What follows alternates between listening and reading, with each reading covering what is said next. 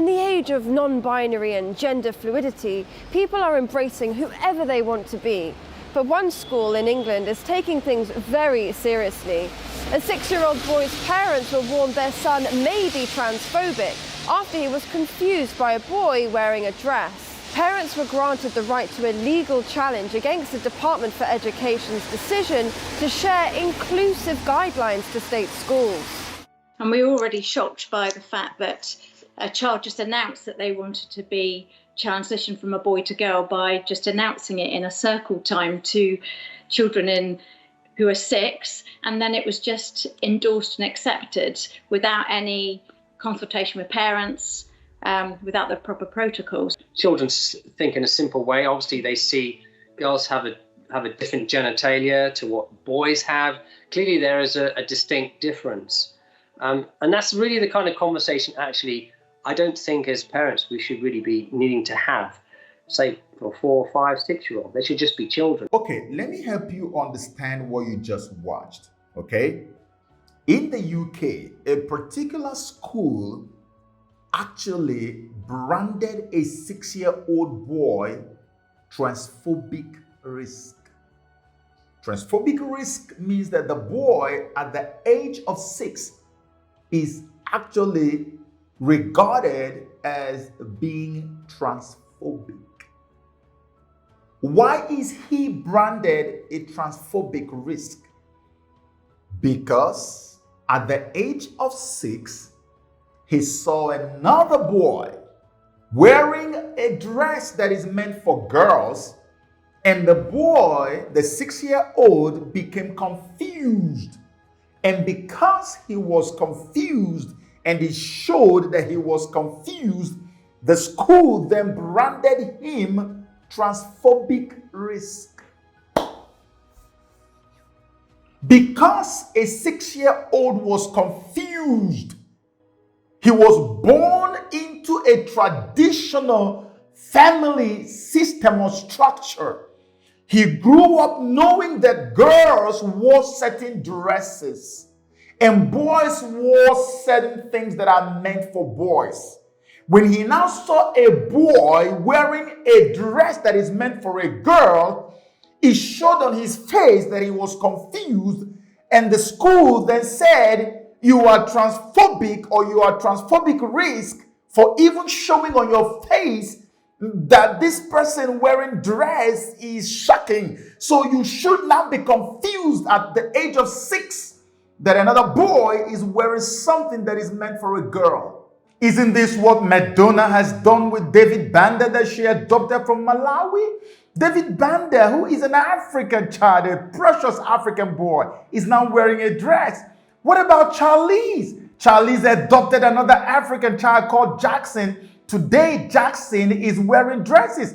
Look at this picture and see Jackson, a precious African boy adopted by Charlize, dressed in a lady's dress. Now look at what is written under this picture. It says, not only is Charlize raising her eldest Jackson as a girl, in fact, she says Jackson is every bit as much a girl as her 3-year-old sister, August. Yes, I thought she was a boy too. Charlize agrees briskly until she looked at me when she was 3 years old and said, I am not a boy. So you can imagine the plan of the enemy. The boy is turned into a girl, and the girl is turned into a boy. So these celebrities are agents of darkness. And the place they choose to go and adopt these children and do this evil is from Africa, because they know that we have very strong traditional values in Africa. Look at Madonna. Look at Charlize. The same set of people. They come to Africa and you give them our children. I think the governments in Africa need to stop this nonsense once and for all. You are turning the African boy into a girl and the girl into a boy. Madonna has done the same thing with David Banda that she adopted from Malawi. And this is what is confusing children everywhere. Just trying to help you understand this in the simplest possible terms. A 6-year-old, a toddler, a baby. You guys claim that you love children. You claim that you are compassionate towards babies. How can you treat a 6-year-old this way? Can you imagine the trauma, the torture, the harassment that this guy has dealt with? Can you imagine what this little boy is dealing with in his little head? I'm seeing something that I'm not used to seeing, and I'm confused by it. And then I'm called transphobic at the age of 6. The devil is indeed a bloody lie. That's the best way to say it. And did you hear what the woman said? She said she was shocked that children can actually just announce that they are having a transition from being a boy to being a girl at their school playgrounds, just at their play circles.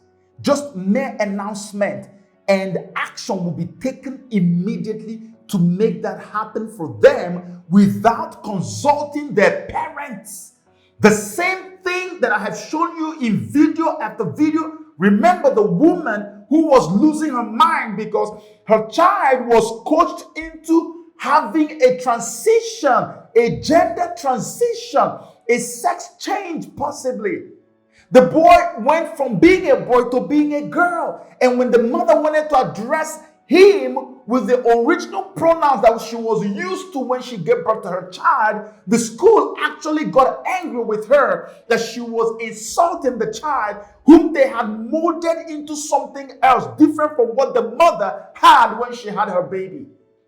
So the school system now is the actual frontier, the battlefront for every family today. That's where the devil has gone to go and wait for you and I, for all our children, because that's where they want to catch them young and destroy them. How in the world do you explain taking a child through the process of such a life-altering decision without consulting the parents who are supposed to be guardians, who are supposed to be the mentors, who are supposed to be the protection over their child?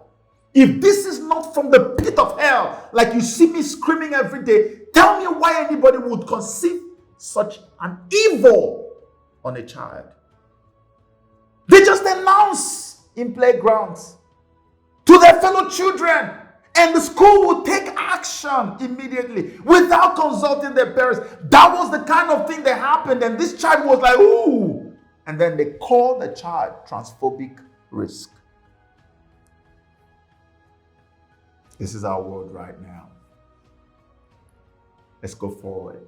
Many parents with kids experiencing gender dysphoria encourage their kids to express themselves despite voices that disagree. But these parents also think that they're being discriminated against, and they earlier sued the government over transgender guidelines given to their school.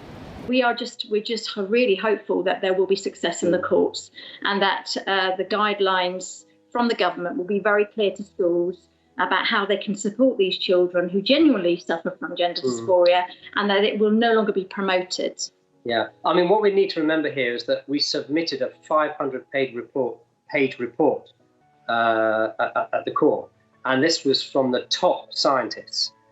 We're talking endocrinologists and psychologists who were giving grave warnings of what would happen if we continue to do this sort of thing in schools. Yesterday, I had an email from someone who said actually they were a lesbian. So often you sort of see everyone sort of clumped together, the whole LGBT community, sort of say they're all standing together, fighting against, if you like, people like us. And this lady, I was really touched. I said, she said, I'm a lesbian, but I stand with you, and I don't want to see this kind of ideology being pushed on children. So you see, there is something called gender dysphoria, and that's what the children who are being tormented and being branded transphobic risks are suffering today, together with their parents. Because you are shutting them down and telling them not to speak up. You're telling them not to express, not even to show it on their expressions, on their faces. No, can you imagine? It's not even a matter of don't say it, but don't even express the shock for a child. That is gender dysphoria. They themselves now say, we are being discriminated against because this whole satanic thing is too one-sided. Only one group is protected, but the other group doesn't deserve any protection from the government. Isn't that how we know that this is from the pit of hell? That's why these people have gone to sue. And guess what? In the battle, a lesbian calls to say, I stand with you. I do not want something like this to be imposed on children. A lesbian. That's why I am not homophobic or anything. I even have friends. I was doing a movie at some point. Some of the people who came to work with me were lesbians. Some of them were lesbians. And they were some of the best that I've ever worked with in my life. They became my friends up to today. I speak to them when I have to, if they want to listen. But that's their choice. Nobody says anybody cannot do whatever they want to do with their life. But when you start doing stuff like this, that's when you know that the agenda is beyond people just choosing to live in a way they want or to be whatever they want. That's not what it is. Forget about the human rights aspect of it. Forget about the phobic rubbish they throw at you. It is about the satanic agenda to overturn every natural principle that God has left with us on earth that he made for man. The devil wants to bring hell to earth, and the only way he can do it is by turning everything that God has made upside down. If God says this chair must be white, the devil wants it black. If he says this tree must stand, the devil says let it turn upside down. If he wants this to lie, the devil says let it stand. That's the only way, because everything that is in hell is opposite of whatever God has in heaven or even the earth. So the only way you bring hell to earth is by making sure that every natural principle, every Christian moral code is broken and overturned. That's what the devil is doing, because he needs to bring about his so-called New World Order, which is actually his own constitutional or governmental system on earth. Can't you see that the agenda is bigger than people just saying, oh, I don't want to be a boy again, I want to be a girl. Or I don't want to be a girl, I want to be a boy. It's bigger than that. That's why a lesbian is calling on the man and saying, I stand with you. Because you only need to be a human being to see the wickedness they are meting out on children. You claim to love children. You claim to love babies. They even adopt babies, even though many of them cannot give birth to babies. Yet you are harassing a 6-year-old boy. Downright wicked. But then this is the world we live in today. That's why YouTube allowed amaze.org to be dishing out that wickedness to people. But I cannot talk about stuff that happened at a place where children attended a Travis Scott show. That video is permanently restricted today. But Amaze is dishing out lessons to children on how to masturbate, on how to do pornography and enjoy it,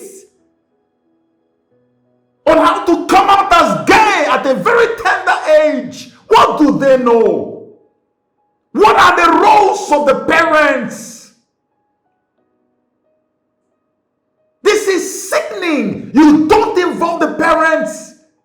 They are supposed to be the ones who have authority. There's something called parental authority. You bypass it because you are a thief. That's what the Bible says. The devil came only but to steal, to kill, and to destroy. That's what you're doing with the children.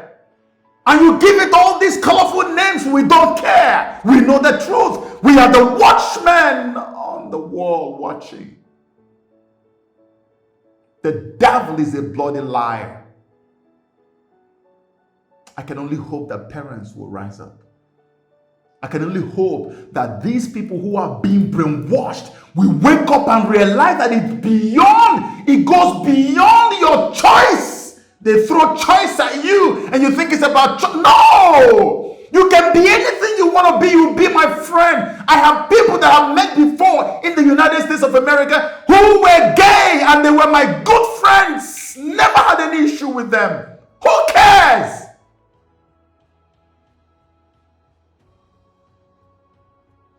But when they go beyond your choice and start pushing an agenda, that's when you know that you are only being used as a pawn in the satanic Ponzi game. It's way beyond choices.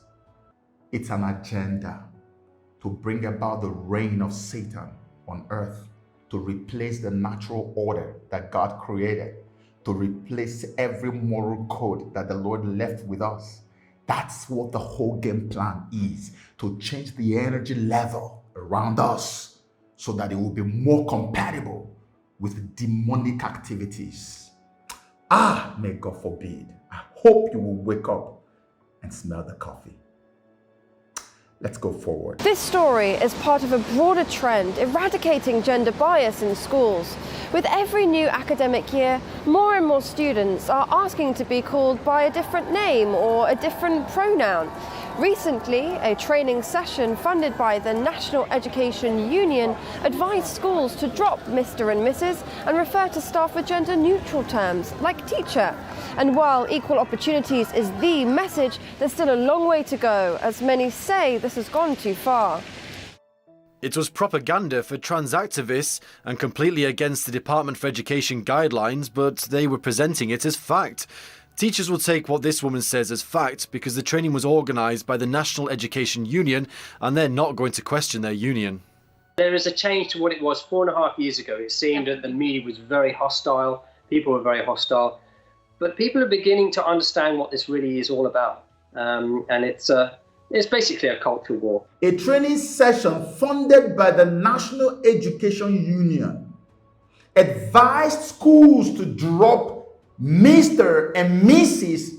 and use more gender neutral terms like teacher, Teacher Johnson, Teacher Olivia, Teacher Chelsea, no longer Mrs. Olivia or Mr. Johnson, because there are people who are neither Mr. or Mrs. So we cannot offend them. Let's just use gender neutral pronouns. That's what we should use. Because someone chose not to be a he or she, you cannot use what pronoun you are supposed to use naturally so that you don't offend the other person.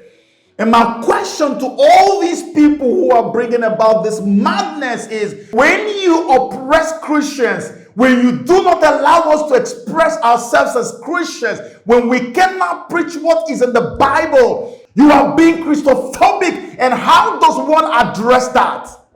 Is anybody held accountable for this? No. What about Christophobia? I ask. If I have to live my life every day, just being mindful of any kind of person that shows up, tomorrow they will even say, oh, don't use the teacher because somebody is not comfortable with you saying teacher. They will drop it.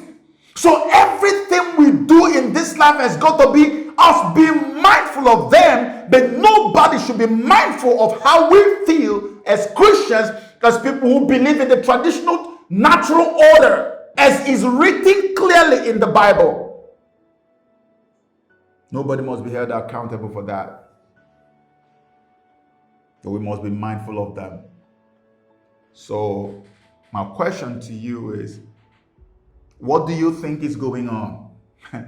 The guy summed it up very perfectly. He said, this is a call to war. This is war. And you know, pardon me again, I keep saying this all the time. When you see me vibrating like this and screaming, you don't know the fire that is burning in my bones. I can't tell you everything that I see. I can't tell you everything that I know at once.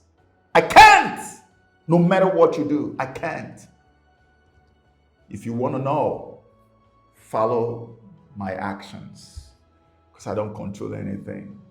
Every time I feel like, is there a way I can just meet everybody one-on-one and show them, say, look, if you can't see, let me just drag you to the spot and say, look, see it. We are in danger. We are on the siege. We are surrounded. But if you wake up and not slumber at the battlefront, you will realize that they that are with us are more than they that are with them. But you're sleeping. Wake up.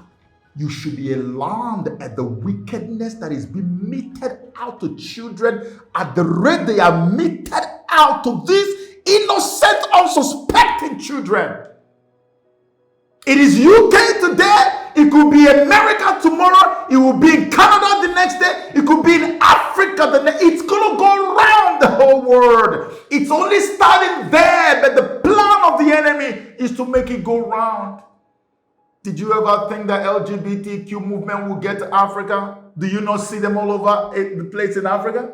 Can't you see them everywhere in Africa? When it first started, everybody said, oh, it's only the West. This is why people are crazy. It's only going to stop there. It's never going to come to Africa. Look around you in Africa. As goes UK, so goes Africa too. It's going to go around the whole place. Wherever you are, whether it has come to your region or not, wake up, tighten your seat belt, and get ready for war.